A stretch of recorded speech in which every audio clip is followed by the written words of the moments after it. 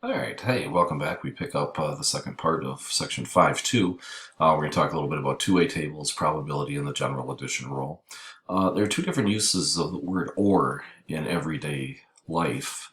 Um, so like when you're asked if you want soup or salad, the waiter wants you to choose one or the other, but not both. Now, if you order coffee and they said you want cream or sugar, it's okay to ask for one or the other or both. So when we say A or B, that means one or the other or both, and that's in mathematics probability. That's what the A or B means, is one or the other or both. So when you're trying to find the probabilities involving two events, like probability of A or B, a two-way table can display the sample space in a way that makes probability calculations easier. Here's an example. Students in a college statistics class wanted to find out how common it is for young adults to have their ears pierced. They recorded data on two variables, gender and whether or not the student had a pierced ear. And for all 178 people in the class, a two-way table summarizes that data. And suppose we choose a student from the class at random. Define event A as getting a male student and event B as getting a student with a pierced ear. Well, let's find the probability of B, probability of getting someone that's pierced. Well, if we look at the piercings there, we can kind of see exactly what we have. We have the 103 people with a pierced ear.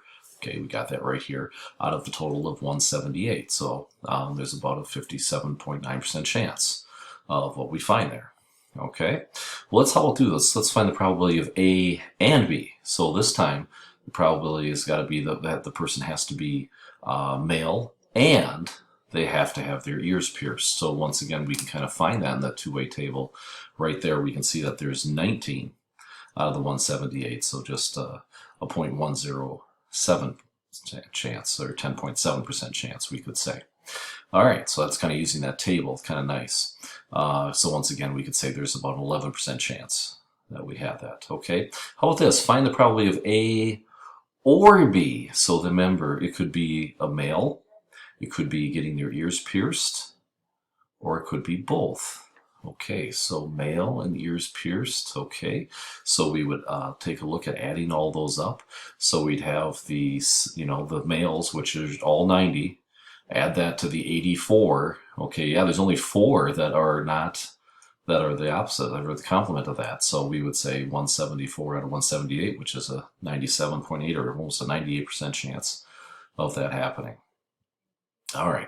So once again, part C of the example reveals an important fact about finding that probability. We can't use the addition rule for mutually exclusive events because we can't count the person twice, can't count things twice. So yeah, we can fix the double counting in a way of doing that by setting up a little formula. What we can do is we can find the probability if it's A or B. We can find the probability of A plus the probability of B and then subtract out the ones that are both. That way you don't count them twice, is kind of the idea there. So that's the rule that we have there. That's the general addition rule. If any two events, find the probability of A or B, find the probability of A plus probability of B, and then subtract out the probability that it's both. And that's the way you don't count things twice when doing that.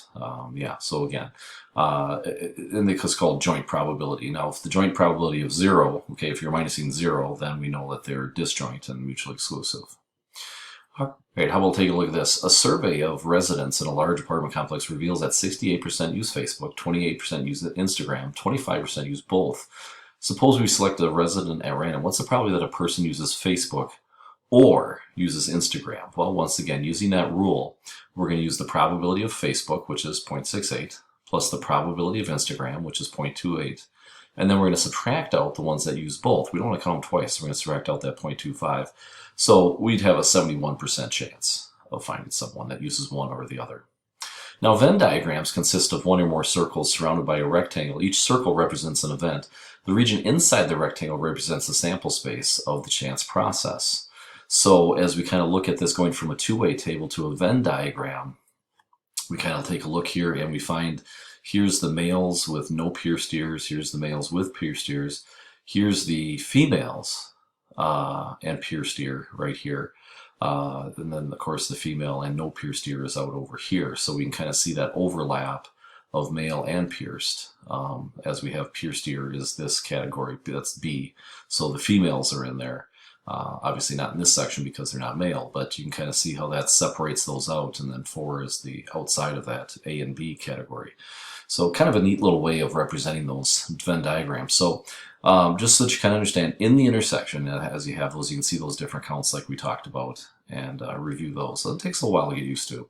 Now the complement of A contains exactly the outcomes that are not in A. So basically it's everything outside the circle is what we have there. Now the intersection of events, A and B, is the set where outcomes are both events are A and B. So we kind of have that. Now remember, intersection is this symbol. The U means or, so this means and. So that's kind of a good way to remember that as we kind of take a look at that. So union, that's where we put them together, A or B, is what we have there with the union there. So again, kind of cheesy makes it easy. U stands for union, N stands for intersection, right? And we kind of see that. So those are the symbols that we'll use in probability for and or. All right. All right, let's take a look at another category here. Survey of residents. Okay, same problem that we had before. This time we're going to make the Venn diagram to kind of show that. So event A is the idea of that they use Facebook, and B is the one that use Instagram. Now notice there's that 25% overlap, leaving us only 3% that exclusively use Instagram, and then 68% of the Facebook users, since 25% also use Instagram, that leaves us 43% that are only using Facebook. And then of course, if we add those all up, we've realized that there is a 29% that don't use either one, is what we have there. So there's a little Venn diagram for that picture. Kind of nice on how that works. So finding the probability that a person uses neither Facebook nor Instagram, basically, you got to add up all of the ones that do, and it's 0.71, so just subtract that from 1, we know that that's 0.29. So using that, so two-way tables and Venn diagrams, very helpful in us kind of visualize and help us pick out those probabilities. And so again, we had these outcomes, learning targets that we mentioned at the beginning. So we'd want to hopefully be able to use those. Those are the goals of what we're trying to do in this section. Okay, well, that's it for section 5.2. Until next time, I'm Mr. Boone.